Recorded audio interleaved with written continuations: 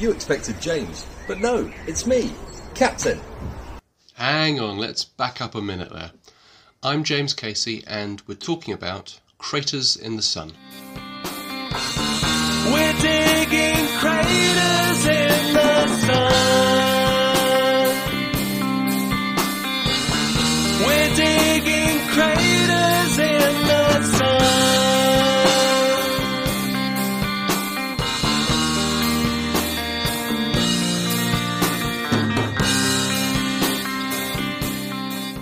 So by now you may have heard the song, may have seen the video.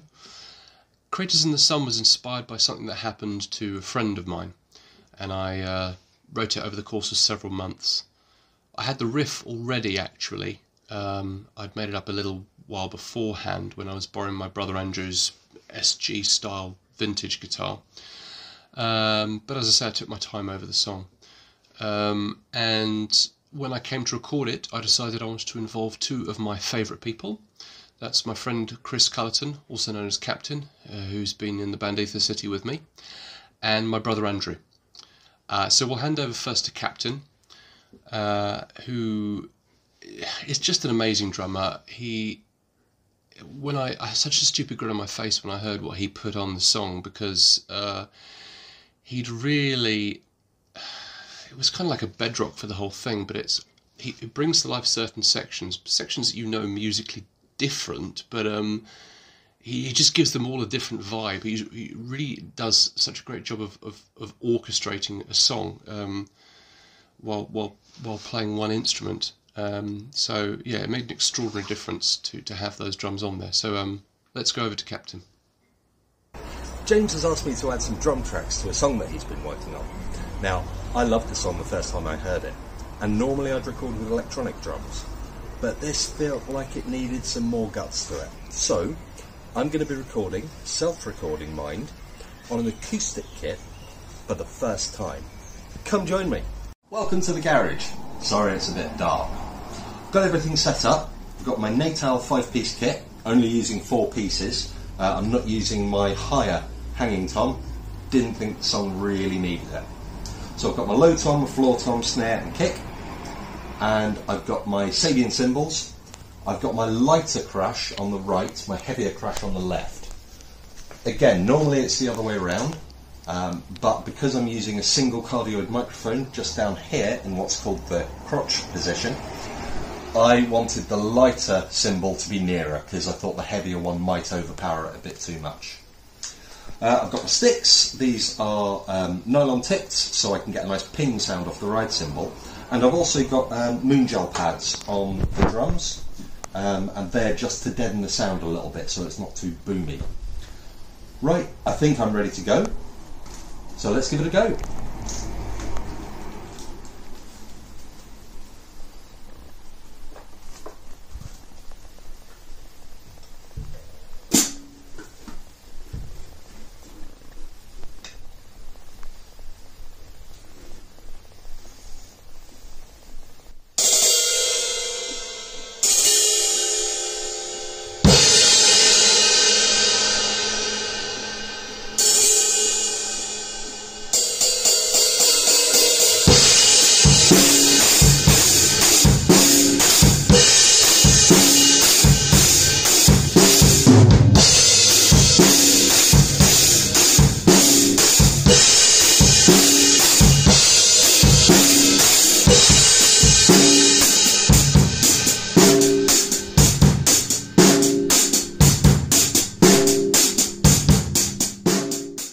So I was very spoiled to have Chris get drums on the track, and it was an absolute pleasure to listen back to, and has been ever since.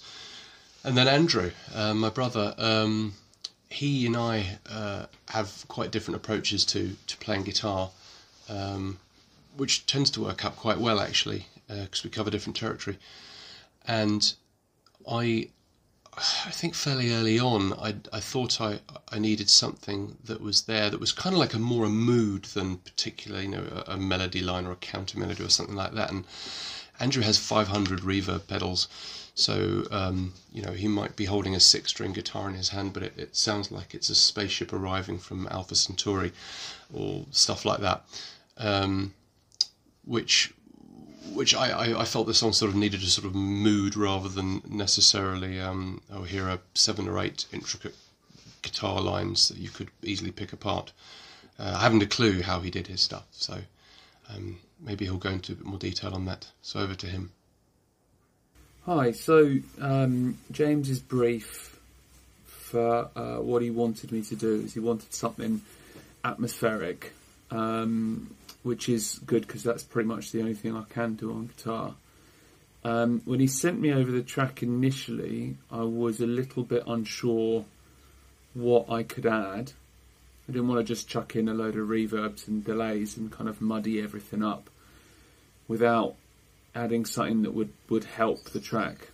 Then he sent over another version with Captain's drums on, and I guess partly because you've got more there and you've got more instrumentation, and so the kind of arrangement of the song starts to be more obvious, but also because Captain's a genius drummer.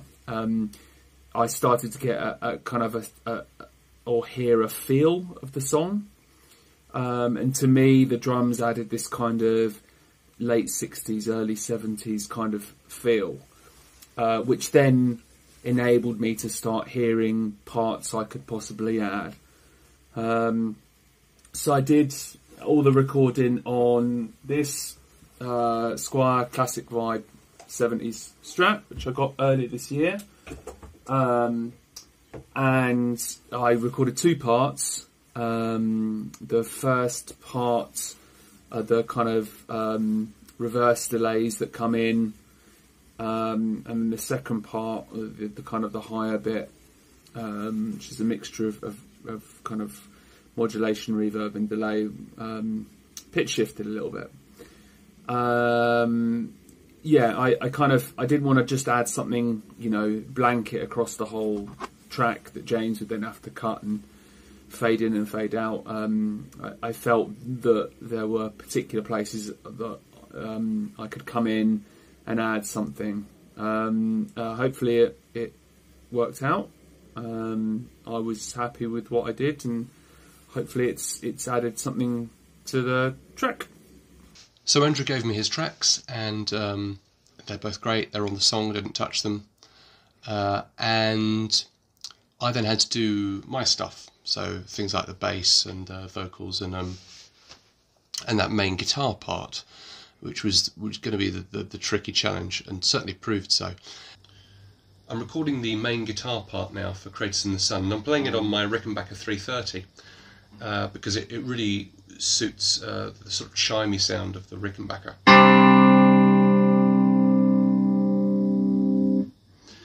And it means that the notes ring out really nicely as you play through the riff. I didn't actually write it on this guitar, I wrote it on my brother Andrew's vintage guitar. It's an SG style one.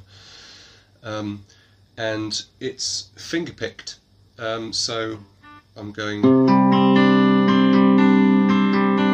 So my left hand's not doing very much, my right hand's doing all the work. I'm not using a plectrum. And that goes all the way through the song.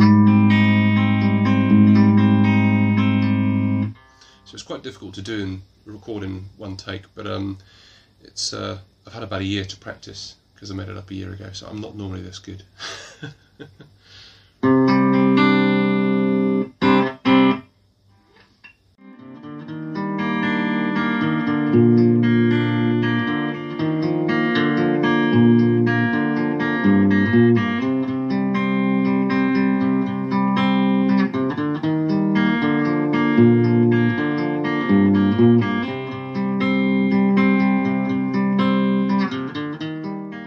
So then I had to put everything together, and that was when all the technological problems started, and I lost, you know, I recorded bass and guitar, and then realised that my recording equipment was rubbish and had to redo them, and yeah, it was all a bit of a nightmare. So much so that I actually took about a week or so off and recorded the When You're Blue song, which I think was up probably a couple of weeks ago, 2-3 weeks ago, from this perspective, just to try and get a little bit of distance. But I guess it showed sort of how important the whole thing was, really, that I was kind of taking it so seriously. Because a lot of the ethos behind this YouTube channel has sort of been to try to sort of, just not try and view anything as kind of a definitive version. But I was thinking a little bit more that kind of way with this, so you're obsessing a bit more over the guitar sounds and this, that, the other than usual. I should say a word or two about the video. So yeah, I used pexels.com, which is an amazing resource.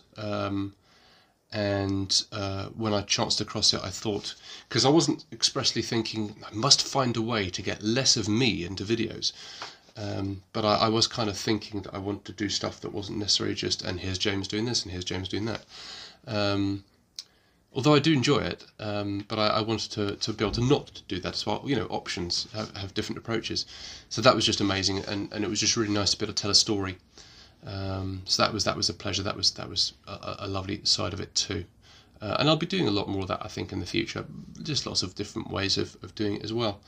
But yeah, it was really great to be able to work with Chris and with Andrew, and to get it turning out the way it did. So it's been a pleasure. It's been took a lot longer than I expected, but it's been a pleasure, and I'm very happy with the way it's turned out, and I hope you like it too.